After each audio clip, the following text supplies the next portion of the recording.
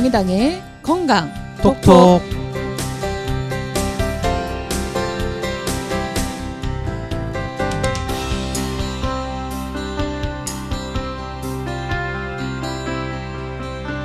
은근히 힐프님 다 잘 지내셨어요? 네, 잘 지냈습니다. 네, 저번 주에 좀 저는 감기 걸려가지고 조금 남아 있는 것 같아요. 감기 조심하셔야 될 것 같아요. 요새 감기들 많이 걸리시더라고요. 네, 날씨가 좀 추워지고 그래서 독감도 이제 조금씩 유행하기 시작하는 것 같고요. 다들 건강 조심하십시오. 저희가 지금 9회차를 맡고 있는데요. 저기 북유럽 복지국가인 덴마크에서까지 저희의 방송을 듣는다는. 그래요? 와, 왜 듣죠 거기서? 덴마크면 무상으로 하는 나라로 알고 있는데요. 한국이 도대체 어떤 나라인가 궁금해서 듣나. 예. 전 세계로 뻗어가는 건강 톡톡입니다, 진짜. 좀 민망합니다. 왜요? 좋은데. 저희가 그 정의당에서 계속 하는 사업이 사보험 대신 건강보험 하나로 사업을 하고 있습니다. 네. 12월 달부터 저희가 본격적인 활동가 양성 교육을 하게 됐는데요. 지금 벌써 경남 합천 그리고 전라도 광주에서까지 이 신청을 이야. 하고 있다고 해요. 서울에서 하는데 이야, 네. 대단하시다, 진짜. 지방에서 올라오시네요. 네. 예. 매주마다 하는 거 아닌가요? 이게 예. 12월 달? 12월 6일, 13일, 20일, 27일 매주 토요일마다 저희가 오후 2시부터 6시까지 정의당 중앙당 회의실에서 합니다. 네, 근데도 불구하고 정말 지역에서 정말 먼 데서까지 정말 열정을 가지고서 와주시는 것 같아요. 예. 아니, 그동안 전국 사업 설명회의 성과가 아닌가 싶은데요? 네, 지금 그쵸. 거의 다 오셨죠? 예. 예, 어디 남았나요? 지금 남아 있는 데가 이제 전남하고 제주도. 이제 두 곳을 제외하면 거의 다 사업 설명회를 다 완료를 했습니다. 정말 대단하십니다. 정말 열심을 가지고 하시고 계시네요. 이번에 그 지역 활동가 양성 과정 예. 거치게 되면 거의 사보험 관련돼서는 거의 전문가 수준이 되시겠네요. 네, 그렇죠. 예. 네. 저희가 이번에 강의도 그렇게 준비를 했는데요. 첫 번째 강의는 한국보건의료와 국민건강보험 관련돼서 좀 한 차례 이해하는 시간이 있는데 그 다음 주부터는 사보험, 실손의료보험 관련돼서 정말 집중적으로 강의하고 사보험만큼은 확실히 내가 정복한다. 그걸 통해서 정말 건강보험 하나로 우리 이제 무상으로 해보자라는 그런 활동과 네. 교육들을 담았습니다. 그와 함께 강의 실습도 여기 참여해 주시는 이제 그 선생님들이 워낙도 유능하신 선생님들이기 때문에 강의 실습까지 개인별 강의 실습까지 합니다. 이 두 분은 저희 건강톡톡 시즌 1을 진행하셨던 자전거님과 건강톡톡 시즌 2를 지금 진행해주고 계시는 히포님께서 사실은 주된 강의자로 나서게 됩니다. 그 참고로 제가 맡은 두 번째 12월 13일 날 하실 때 참석하실 분들한테는 개인들이 각각 개인이나 가족이 가입한 보험 예. 증서를 좀 가지고 오셔서 제 강의도 듣고 그걸 같이 들여다보면 상담도 해주시는 거군요. 개별 상담을 해야죠. 예. 그거 그래야지 좀 더 확실히 그쵸. 사보험에 대해서 이해할 수가 있습니다. 그거 이렇게 보험 증서 보고서 이렇게 교육 쫙 받으면요, 분노 지수가 확 올라가고요. 저번에 그러셨죠? 분노 지수가 막 올라가고, 야, 내가 이렇게 착하게 빠져 살았구나, 진짜. 불안이 영혼을 잠식한다는 책인가 영화가 있는데요. 딱 이 사보험이 그겁니다. 불안을 이용해서 영혼을 확 잠식해 버리는데 그 착각의 늪에서 딱 헤어나는. 네, 분노를 그렇죠. 맞이하면서 그 다음에 또 기쁨의 세계가 열릴 거를 제가 확실하게 보장드립니다. 저도 생각해보니까 다음 주에는 보험 증서를 한번 갖고 와서 한번 봐야 될 것 같네요. 가지고 오십시오. 제가 설명해드리겠습니다. 네, 감사합니다. 정말 저도 이제 분노지수가 이제 하늘 찌를 것 같은데요. 그 관심들 많이 가져주시고요. 저희 정의당이 정말 그 건강보험 하나로 사업에 좀 올인할 생각이기 때문에 좀 지켜봐 주시고 많은 분들도 관심 있으신 분들은 같이 참여해서 해주시면 정말 좋을 것 같습니다. 저희 이제 제 9회 건강 상식을 알아보고자 합니다. 정의당의 건강 상식.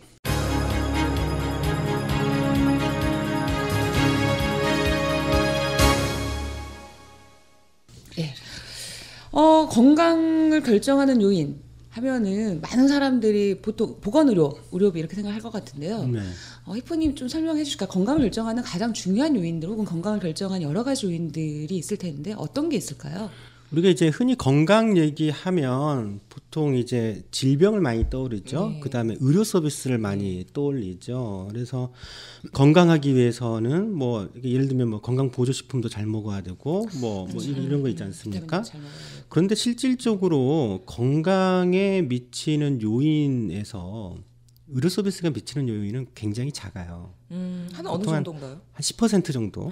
그거밖에 안 예. 되나요? 나머지 이제 건강에 미치는 요인의 90% 정도는 보건 의료 외의 요인이라는 거예요. 근데 이게 이제 곰곰이 생각해 보면 그렇죠. 병원에 어쩔 때 가죠? 아플 때 가죠. 아플 때 가죠. 근데 더 중요한 거는 아프지 않게 만드는 거죠. 그렇죠. 또 무엇이 아프게 만드냐라는 거죠. 예. 그 아프게 만드는 요인을 먼저 해결을 하는 게 중요하겠죠. 그래서 보건의료는 일반적으로는 사후에 질병이 아픈 후에 이용을 하기 때문에 그 건강에 미치는 요인에는 사실 큰 비중을 차지하지 않고 그 외에 이제 나머지 요인이 뭐냐라는 거죠.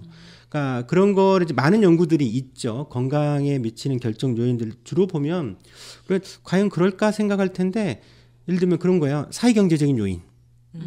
사회경제 요인이 사실 가장 크게 영향을 미치고 있죠. 또 물리적 환경이라든지 이런 게 많이 미치고 있고 또 물론 또 개개인이 갖고 있는 생활 습관 개성에 뭐 따른 이런 특성들 이런 게 이제 미치는 요인들인 거죠. 그래서 이쪽 부분을 통제하는 것이 규제하는 것이 굉장히 필요해요. 그래서 보통은 우리가 누군가가 병에 걸렸어요. 그러면은 다들 가장 쉽게 판단은 야, 그건 네가 잘못해서 그렇지라고 흔히 생각을 하잖아요. 그러니까 개인의 탓으로 돌리죠. 그렇죠. 아프게 건강의 된다. 책임을 네. 개인의 탓으로 돌리는데 실제 개인이 건강에 미치는 요인들을 통제하고 규제하기는 현실적으로 쉽지는 않아요.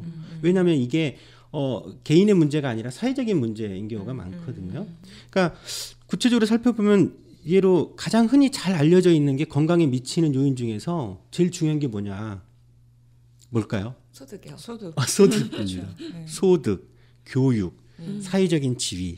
이거에 따라서 그 건강의 격차가 굉장히 크게 벌어져요. 그러니까 대표적으로 이제 영국 같은 경우에는 우리가 무상의료하고 있지 않습니까? 네. 그러니까 무상의료를 하고 있어요. 아프면 누구나 다 부자든 가난한 사람들이든 병원에서 치료받는데 아무런 장벽이 없어요. 똑같은 조건에서 치료를 받을 수 있어요. 근데 문제는 가난한 사람들이 소득이 낮은 사람들이 병이 훨씬 많고 더 일찍 죽어요. 네.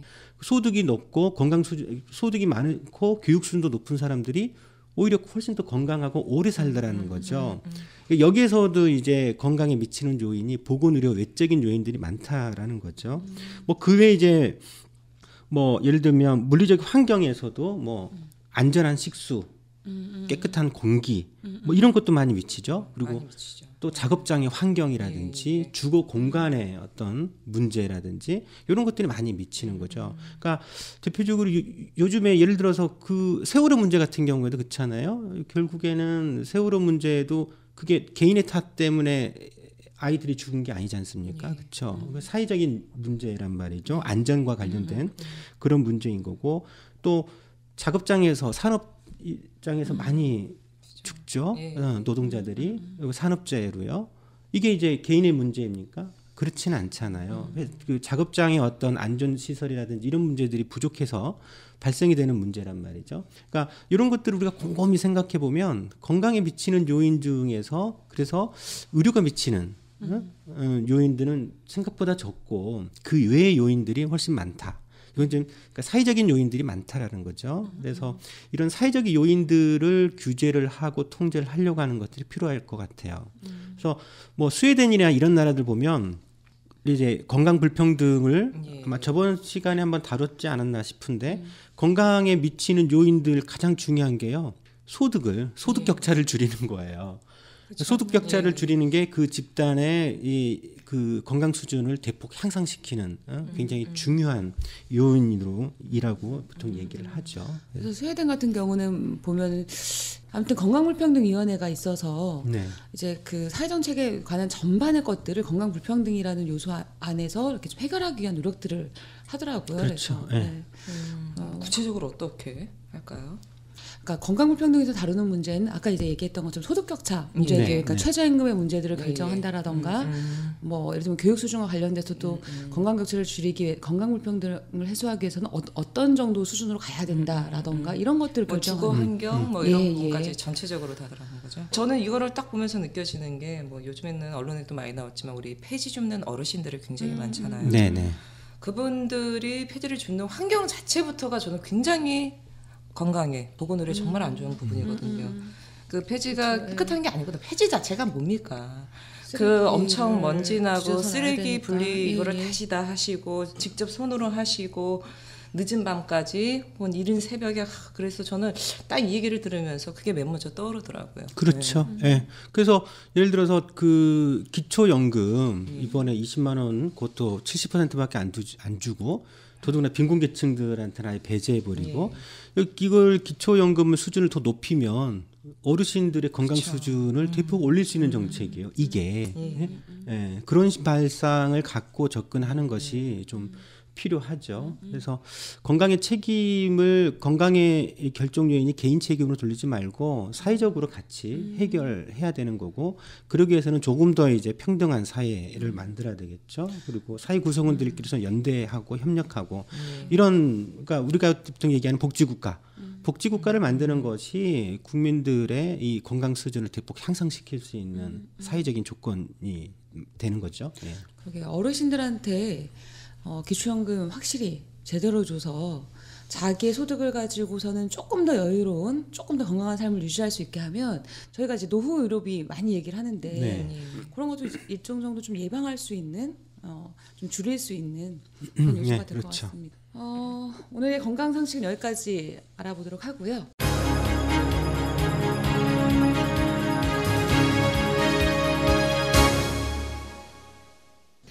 오늘 이제 또 저희가 사보험 집중해보 몇 차례 낱낱이 다 들어가는 거예요. 이제. 그 요새 많은 분들이 어린이 보험들, 그러니까 자녀가 있는 분들은 어린이 보험들을 많이들 들고 계시는 것 같아요. 앵두님이나 저 같은 경우는 뭐 자녀가 없기 때문에 네, 경험이 없죠. 경험이 없긴 한데 아니 근데 가족 경험은 있죠. 저희 언니 같은 경우도 자녀가 네. 2명 있는데 다 보험 들었어요. 네, 저희 언니도 지금 들었어요. 저기 보험 네. 가입률 보면은요 최근에는 어린이 보험 가입률이 가장 높게 나옵니다. 그럴 성인들의 것 같아요. 안보험이라든지 실손의료보험보다도 어린이 보험 가입률이 훨씬 높아요. 제 주변에 7-80% 되는 것 같아요. 그 정도 나올 것 같은 게 안 들은 부모님이 없어요. 제 주변에 지인분들, 뭐 언니, 뭐 동기, 후배들 안 든 분들이 없습니다, 진짜. 그러니까 그 한국적 정서도 있을 것 같아요. 본인은 안 들어도 난 안 들어도 내 자식한테는 다 해주고 싶은. 저도 이제 예전에 그 제가 이제 의료보험 절대로 들지 말아라고 하는 책을 썼었잖아요. 네네. 그래서 저희 와이프도 그 책 읽어봤어요. 그래서 내용을 알아요. 그래서 보험 가입보다는 다른 방식으로 하는 게 낫겠다. 그런데 이 엄마들끼리 만나면 꼭 얘기 주제가 아이들이잖아요. 그렇죠. 아이들 건강 문제, 교육 문제. 거기에 필수적인 게 보험 얘기를 꼭 해요. 근데 와이프는 우리는 보험을 안 들었거든요. 그러니까 이제 보험을 안 들고 그 모임에 끼어있다 보니까는 대화에서 배제되는 것도 있고 다 옆에서 야, 그 보험 하나씩은 가입해라라고 얘기를 하니까 더 불안한 거예요. 그래서 와이프도 그러더라고요. 야, 불안이야, 불안. 네. 보험은. 애들 그래도 보험 하나씩은 좀 가입해 주는 게 좋지 않을까라고 얘기를 하더라고요. 그래서 단호히 저축하고 있잖아. 대단하십니다. 그래도 보면은 어린이 때 잦은 병치아들이 사실 많잖아요. 병실에도 많고 뭐 네. 가다 넘어지고 다치고 네, 뭐 깨지고 뭐 네. 이러니까. 그래서 부모님 된 입장에서는 우리나라 건강보험 보장률도 워낙 낮기 때문에 꼭 들어서 네. 아이 걱정만큼은 좀 이걸 해결해 주고 싶다 이런 생각을 하실 것 같아요. 또 들지 말라고 계속 얘기를 하시는 게 뭐 제가 이게 들지 말라라고 하기는 어렵고요. 글쎄요, 저 그런 생각을 해요. 어린이 보험을 이게 과연 사보험 방식이 맞는가? 우리가 저번에 이제 암 발생이나 이런 얘기도 했었잖아요. 그 다음에 이제 의료비라고 하는 거를 주로 어느 연령대에 쓰느냐면 다 60대 이후에 급격하게 올라가요. 예. 아이들은 굉장히 이게 평균보다도 의료비 지출이 낮아요. 낮고 더더욱이 대부분 애들은 잔병칠 애들이 많아요. 감기, 뭐 대부분 이런 감기 부분들이었고. 하면 뭐 천식, 아토피 이런 거란 말이죠. 물론 극히 일부 중증이 있어요. 그러니까 소아암, 주로 이제 백혈병들이 많은데 이런 경우에는 굉장히 병원비도 많이 들어가는 게 사실이죠. 그리고 극히 일부의 이제 희귀 난치성 질환이라든지 이런 것들이 좀 있는데 요거를 과연 사보험 방식으로 어린이 보험 방식으로 하는 것이 맞느냐 이런 생각은 좀 해요. 이따가 조금씩 하나씩 좀 살펴보도록 하죠. 뭐. 예. 어린이 보험하면 종류도 많이 나와 있는 것 같아요. 어떤 종류들이 좀 있는지 소개를. 네, 어린이 보험 이게 다른 보험하고는 다르게 어린이 보험들 보면 이름이 야 이게 참 예쁘죠. 예뻐요. 이거 가입 안 할 수가 없어요. 아이 사랑, 뭐 이런 거, 아이 사랑, 뭐 엄마맘 뭐 이런 거, 내 그렇죠. 맘. 예. 뭐 엄마맘 아이 사랑 뭐 그다음에 예를 들면 보험 이름이 전 이런 게 있더라고요. 아이에게 쓰는 편지. 오. 보험 이름이 아이에게 쓰는 요즘에 편지예요. 무슨 어디 저 휴대폰 광고하는 그런 거 네. 30년 후에 편지 그쵸. 이런 것처럼. 뭐 엄마 맘에 쏙 드는 뭐 내 맘 같은 어린이. 보험 이름이 이래요. 그러니까 이게 누구나 아이를 사랑하잖아요. 자식을 사랑하는데 그 사랑하는 마음을 갖고 있으면 이거 안 들으면 안 들으면 안 될 것 같은 그런 식으로 이렇게 유혹하는 이름을 좀 짓더라고요. 근데 이제 곰곰이 생각해 보면 그런 거예요. 그러니까 대부분의 보험이 막 그런데 예를 들어서 자식을 위해서 어린이 보험을 가입하는 이유가 뭘까요? 냉정하게만 생각해 볼 필요는 있을 것 같아요. 누구를 위해서 가입하죠? 부모 뭐 아이가 뭐 갑자기 아팠을 때 큰 돈이 드는 병에 그렇죠. 걸렸을 때 예, 예. 경제적인 문제가 크죠. 그렇죠. 마찬가지로. 예. 그러니까 사실은 자식을 사랑하기 때문에 보험을 가입할 이유는 없는 거예요. 그러니까 냉정하게 냉정하게 얘기하면 자식을 위해서 하는 게 아니에요. 냉정. 네. 본인의 경제적인 순실을 메꿔주기 그렇죠. 위해서. 그렇지. 어린이 보험 가입한다고 애가 안 다칩니까? 병에 안 걸리는 겁니까? 그렇지는 않거든요. 이제 거기에서 발생되는 이제 병원비 이런 문제들은 부모가 책임을 져야 되는 거죠. 사실은 이는 아이를 위한 보험이 아니고 나를 위한 부모를 위한 보험이라고 할 수 있어요. 뭐 부정할 수 없는 사실이죠. 그렇죠. 그거. 예. 냉정. 근데 이제 이런 아이들의 문제를 지금은 문제가 이걸 부모의 책임으로만 지금 다 전가가 좀 되고 있는. 그러니까 건강보험이 취약하다 보니까 결국 부모가 개별적으로 해결해야 되는 측면 비용이 그렇죠. 의료비가 많지 않습니까? 이게 아니고 좀 사회적으로 해결한다라고 하면 건강보험이 해결한다라고 하면 훨씬 더 좀 좋겠죠. 예. 근데 그러다 보니까 가입률도 아주 높은 것 같아요. 예. 지금도 아까 말씀드렸듯이 지금 제일 높아요. 한 70% 이상 되는 것 같고 제 주변에도 거의 보험에 가입하지 않는 분들이 없을 정도로. 그런데 이게 좀 구체적으로 내역을 좀 뜯어보면 좀 황당합니다. 한 번씩 실제로. 볼까요? 어떤 네. 게 좀 황당한지 한번 봤으면 좋겠는데. 예. 둘이 이제 지금 대략적으로 어린이 보험은 일반적으로 월 한 3만 원에서 한 5만 원 정도 어머, 보통 비싸네. 이것도 그 정도 돼요. 비싸네. 저희 적진 언니는 않아요. 7만 원인가 9만 원 예? 하는 것 같던데요. 아이 한 명 아이한테. 보험이 예.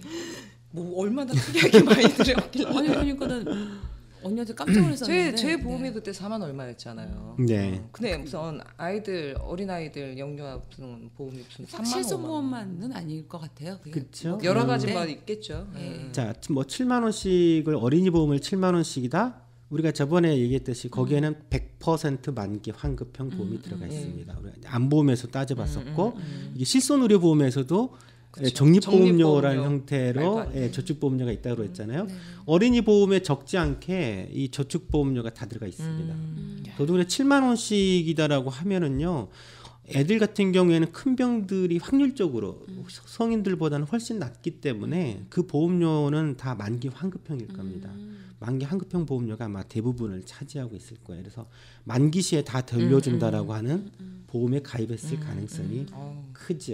그러니까 자녀를 둔 부모들 같은 경우는 아이가 20대쯤 20살 정도 되면은 대학 학자금도 생각이 들고 그거 가지고 대학 등록금 뭐 약간 목돈 그런 거 정도로 가지고 생각하셔서 필요하지 않을까? 또 그럴 수도 있겠네요. 네, 그런 생각도 드네요.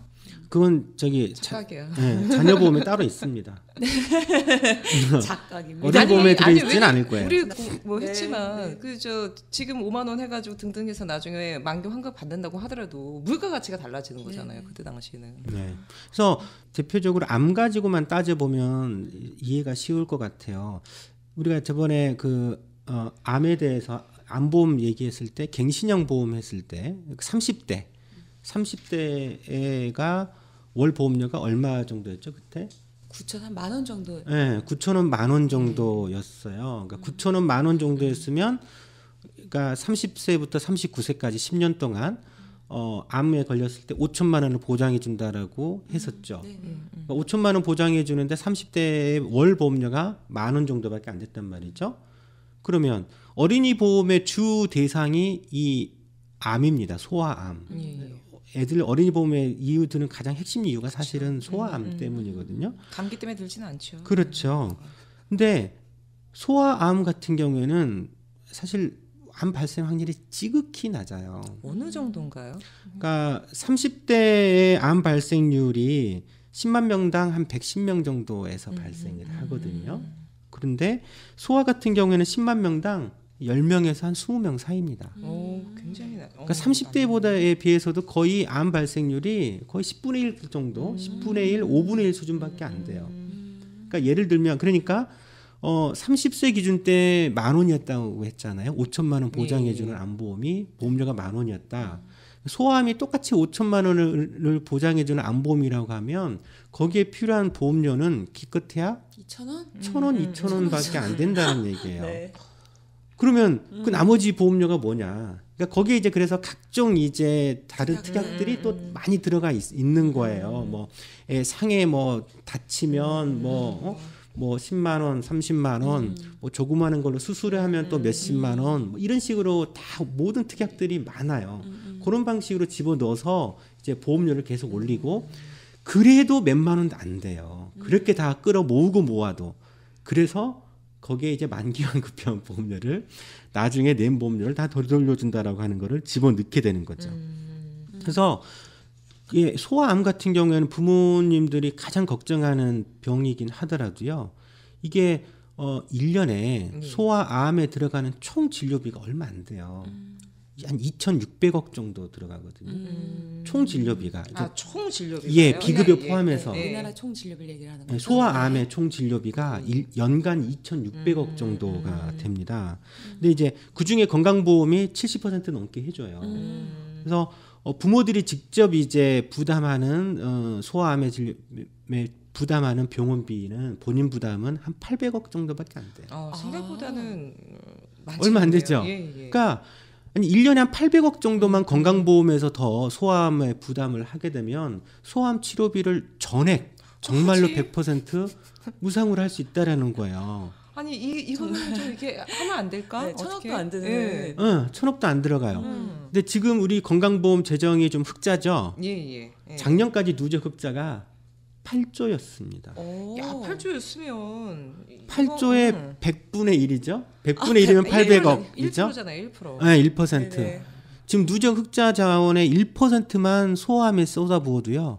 소아암 100% 치료비를 건강보험으로 해결할 수 있어요.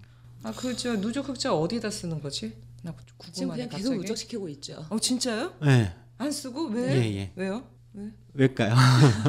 궁금해요. 나중에 뭐 재정 적자 문제가 있을 수도 있을 때. 건강보험 보장을 정부가 이렇게 좋아하지 않아요. 실제. 예, 그래서 그런 거고. 이런 식으로 보면 야 이게 사실 소아암 정도 해결하고 또 희귀난치성 질환들 극히 일부 질환들도 얼마 안 들어가요.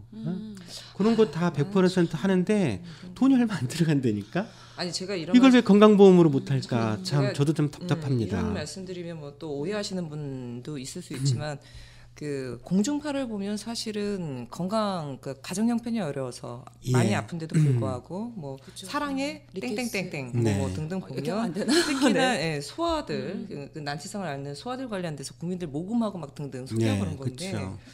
뭐 저는 그거 자체를 뭐 폄하하고 비판할 생각은 없지만 그런 공중파에 그렇게 하고 등등 할 바에는 차라리 진짜 말씀하셨듯이 지금 건강보험 흑자의 1%, 네. 1%인데 이거는 해야 되는 거 아닌가요? 그렇죠. 그렇게 하지 않고 무슨 앵벌이 하는 것도 아니고 이게 무슨 국가 차원에서 아니면 뭐 그 공영방송에서 저는 이거는 아무리 생각해봐도 좀 이해가 안 갑니다, 진짜. 박근혜 정부 들어섰을 때 이제 공약이 이제 4대 중증 질환 100% 국가 보장이다라고 예. 해서 많은 국민들이 기대를 모았었잖아요.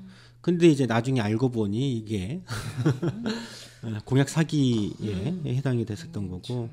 사실 뭐 큰 돈이 들어가는 게 아니에요. 우리가 건강보험의 보장을 확대하는데 큰 돈이 들어간 건 절대 아니거든요. 특히 소아들의 소아암만 하더라도 아니 지금 흑자의 100분의 1만 써도 되는데요. 이 운동을 좀 해야 되겠어요. 네. 100분의 1만 지금 건강보험 재정 남는 돈에서 100분의 1만 써도. 아니 그러니까요. 그래서 10%를 아이들부터 달래. 우리 아이들부터 정말 예.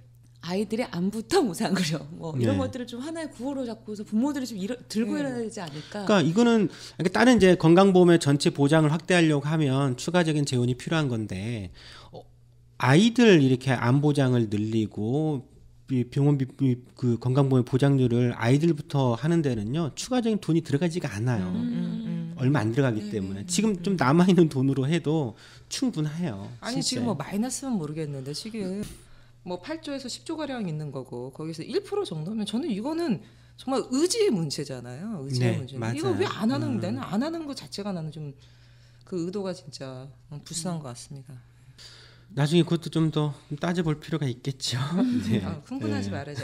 약간 좀 흥분하지 흥분했어요. 마시고. 저희 근데 또 보면은 아까 제가 이제 저희 언니 같은 경우는 7만 원 뭐 이렇게 네. 들었다고 했잖아요. 근데 뭐 특약의 종류가 또 많이 있기 때문에 그 또 비싼 수도 있을 것 같은데. 네, 그렇긴 한데. 특약 그렇죠? 종류가 많으면 많을수록 또 좋은 건 아닐까요? 그러니까 많은 분들이 어떤 보험이든 착각하시는 게 특약 보면 예를 들면 실손의료보험을 한 7만 원짜리 들더라도 특약 종류가 20가지가 넘어요. 소아 같은 경우에도 이거 특약 보면 2, 30가지 특약이 됩니다. 각종 가끔 이제 한번 내가 저런 병을 들어본 적이 있나? 예를 들면 모야모야병 같은 경우를 예? 들어보신 적이 있나요? 아니요. 모야모야병. 일본의 스즈키 교수에 의해 명명된 특수한 뇌혈관 질환으로 뇌동맥 조이 영상이 아지랑이처럼 흐물흐물해지면서 뿌연 담배 연기 모양과 비슷하다고 해서 일본말로 모야모야라고 이름 지어졌습니다. 이 병은 양측 뇌혈관의 일정한 부위가 내벽이 두꺼워지면서 막히는 병인데 서양인에 비해 일본인과 한국인에게 나타납니다. 뭐요? 이게 뭐 뭐야, 예를 뭐야. 들면 뭐야?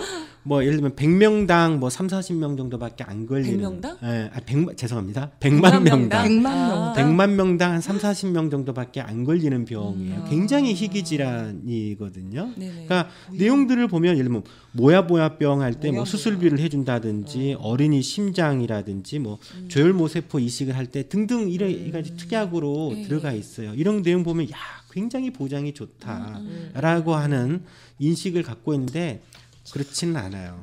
그러니까 뭐냐면 우리가 이렇게 희귀 질환들을 보면 희귀 질환 병 종류만 수백 가지입니다. 근데 이제 특약 내용 보면 그 중에 한 가지 병만 그것도 뭐 수술하는 거라든지 여기에만 해당해 가지고 뭐 몇백만 원씩 준다라고 해가지고 특약을 각각 만들어서 많이 만들죠. 그러니까 예를 들어서 어린이 보험이든 민간 의료 보험이든 전부 특약에 있는 거는 이거 있으면 해준다라는 건데 더 중요한 거는 이거 해준다는 건 이외에 여기에 해당되지 않는 병들은 수도 없이 많아요. 의학적으로.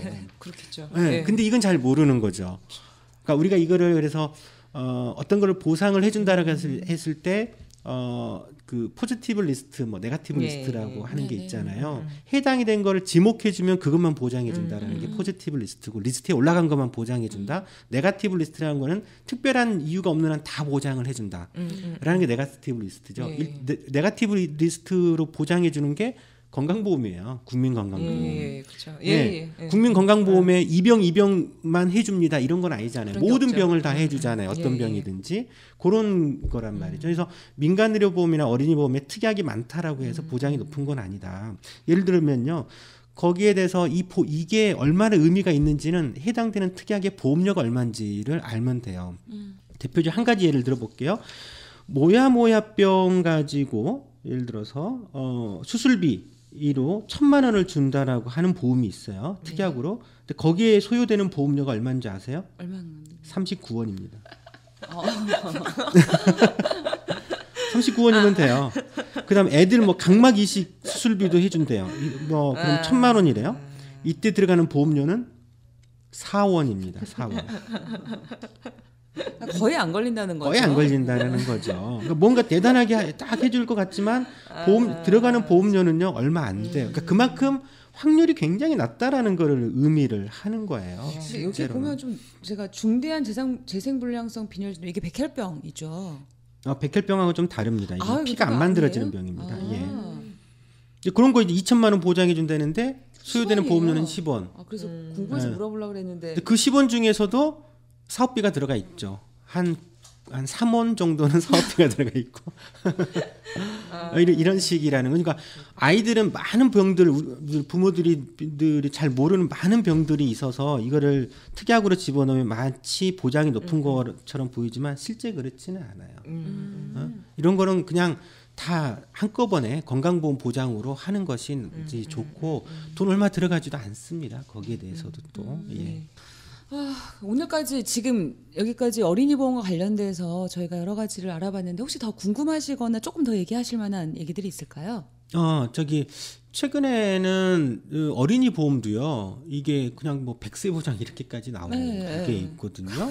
그러더라고요. 100세 보장. 네, 깜짝 그전에는 놀랐어요. 보통 한 뭐 15세까지 혹은 30세까지 이게 만기로 해서 어린이 보험을 출시했는데 청소년기까지 뭐 이렇게 된 예, 지금은 어린이 보험이라고 해놓고 만기를 100세까지. 그러니까 이제 보험사가 내세우는 논리들이 있어요. 평생 사보험이구나. 평생 사보험. 그렇죠. 그러니까 예를 들면 그런 논리거든요. 널 잡고 나는 안 놔주겠어. 넌 내 평생 내 노예야 이런 거. 그러니까 기존에는 30세까지만 보험 만기 됐는데 그때 이제 30세까지 병에 걸리는 경우에는 만기 후에 30세 이후에 또 따로 이제 새롭게 보험에 보험 가입. 어른 보험에 가입하려고 그러면 가입이 안 된다라는 거예요. 그게 무슨 말이야? 아니 그거는 이제 보험사의 문제거든요. 왜냐하면 질병이 있는 사람들은 가입 안 시키잖아요. 그러니까 어린이 보험 가입했다가 질병이 걸려서 보험 혜택을 받았어요. 그 다음에 이제 어른 만기 끝나고 어른 때 다시 보험 가입하려면 가입 안 시켜주거든요. 이건 지네들이 문제가 있는 거지. 근데 이제 그러면 문제되니까 아예 100세로 가입을 해놓으라는 거예요. 아니 그럴 확률이 얼마나 있다고? 응? 그래서 이제 보험료를 더 높이겠지. 100세까지 보장된다라고 하니까 보험료는 잠깐 올라가죠.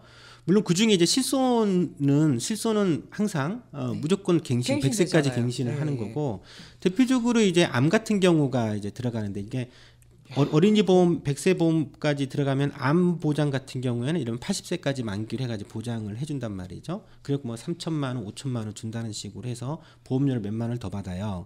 근데 문제는 그런 거죠. 지금 애가 태어날 애에 이게 임신 중부터 많이 가입하니까. 근데 100세까지 보장하는 보험을 가입하는 게 별 의미가 없어요. 예를 들면 암 질환에 대해서 보장해 준다라고 했을 때 그때 가격이 정해질 거 아니에요. 그렇죠. 그러니까 지금은 그 보험금은 지금 현 시점에서 결정이 되는 거죠. 예를 들면 3,000만 원은 보장해 준다. 암에 걸리면 100세까지 80세까지 갔을 때 대부분의 암은 언제 걸린다고 그랬죠? 우리가 다 살펴봤잖아요. 60세 이후에. 60세 이후에 대부분 걸려요. 그리고 70세, 80세 때 피크로 확 올라가거든요. 그때 대부분 많이 걸리는데 그러면 지금 이 아이가 나중에 암에 걸릴 확률은 일반적으로 70세, 80세란 말이죠. 지금부터 70년, 80년 후에 암에 걸리면 3,000만 원 주겠다라는 거예요. 지금 계약으로. 지금 계약에는. 근데 중요한 거는 물가 상승을 생각을 해봐야죠. 아니, 지금 30년 전에 물가 생각을 해보시면 보험료는 계속 올라가면서 그 이제 진단금이라든가 이런 것들은 하나도 안 오르면 정말 그렇죠. 예전에 지금은 로또가 대한민국 복권계의 1인자이지만 예전에 주택복권이라는 게 있었어요. 맞아 있었어요. 제가 어렸을 때 들어본 기억이 있었어요. 주택복권 1등 당첨금이 1,000만 원이었습니다. 그때 당시 1,000만 원이면 집 샀어요. 맞아요. 지금 사고도 1,000만 남았어요. 원이면 집 사는 게 아니라 전세금도 안 되고요. 월세 보증금. 맞아요. 월세 보증금. 네. 그런 거라니까. 옛날에 맞아요. 1,000만 원이랑 지금의 1,000만 원이 틀린데 태어날 아기 태아 때 암보험금 3,000만 원 했어. 예, 근데 이게 한 70년 있다가 그 3천만 원이 어느 정도 가치겠습니까? 30만 원 그렇죠. 될까? 네, 진짜. 그러니까 대충 보면 예를 들면 1억이 현재 있을 때 이거를 30년 후에 예? 지금의 1억과 30년 후의 1억 가치를 따져보면 대략 물가 인상률 한 3% 정도만 오른다라고 쳐도 거의 한 3분의 1로 떨어져요. 3, 4천만 원 정도밖에 안 돼요. 예. 그렇게 물가 가치가 물가 상승을 감안을 해야 되기 때문에 더더군다나 뭐 70년, 80년 후에 3천만 원이라고 하면 그렇게 가입할 필요가 있을까요? 저희가 오늘 회차 내내 어린이 보험에서 알아봤는데 부모님들은 자녀들 걱정 때문에 그리고 자녀로 인한 그 자녀의 병으로 인한 그러니까 의료비 걱정 때문에 어린이 보험은 꼭꼭 하나씩은 다 들어놓고 있는. 아까 얘기해 주셨던 것처럼 가장 큰 걱정인 소아암, 어린이 때 걸리는 암에 대해서는 800억만 있으면 해결될 수 있다라고 하는 게 사실 좀 오늘 놀라운 이야기인 것 같아요. 네, 이거는 뭐 저희가 건강보험 하늘 운동의 의미도 이런 데 있긴 하지만 지금 당장 요구해서 지금 당장 시행해라 해도 반드시 할 수 있을 만한 꼭 해야 되는 일인 것 같습니다. 800억이면 그것도 1년에 800억이니까요. 그러면 국민 1인당으로 나누면 얼마 정도 될까요? 5천만 명 나누기요? 네. 세금 내는 사람 5천만 명은 아니니까. 세금 내는 한번 계산해 보세요. 계산에 약해. 한 사람당 몇백 원 정도 나올 것 같아요. 그러겠죠. 네, 그러겠네요. 네. 네. 그러니까 거의 그 돈이 안 된다는 얘기예요. 그래서 있는 그 흑자 재정으로도 충분히 가능한 거고. 좀 안타깝죠. 소아암에 대해서 이 생각할 때마다 참 안타까우면서도 열받고요. 굉장히 왜 이게 안 되는 것일까 이렇게. 네. 그렇습니다. 네, 정말 그 800억 투자해서 정말 그 우리 이제 미래 세대 아이들인데 그리고 이것 때문에 지금 부모들이 다 걱정하면서 어린이 보험 다 민간 보험에 가입되어 있는데 800억 정부가 좀 과감하게 투자를 해서는 어린이 그 암 걱정 없는 좀 세상에 부모님들도 정말 사보험 가입할 필요 없는 그런 그런 미래가 되었으면 바로 그게 미래가 아니라 바로 지금 현실이 되었으면 하는 바람입니다. 여기까지 알아봤고요. 희코님, 앵두님 두 분 다 고생 많으셨습니다. 다음에 다시 뵙도록 하겠습니다. 네, 감사합니다. 고맙습니다. 감사합니다.